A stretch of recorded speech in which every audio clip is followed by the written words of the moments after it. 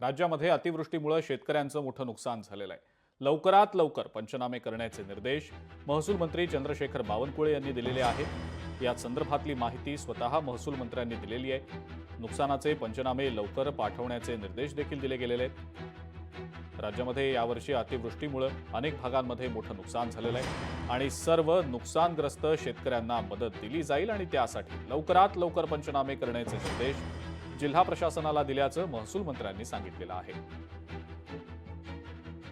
खूप मोठं नुकसान झालेलं आहे आणि सर्वच शेतकऱ्यांना नुकसान भरपाई देणे ही शासनाची जबाबदारी आहे। शासन आपली जबाबदारी पार पाडत आहे। मोठ्या प्रमाणावर पंचनामे सुरू आहे।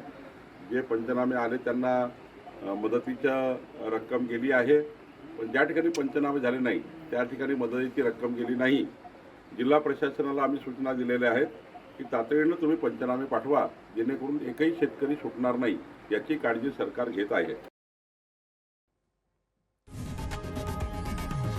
लोकशाही मराठी ऐका, पहा, जागरूक रहा।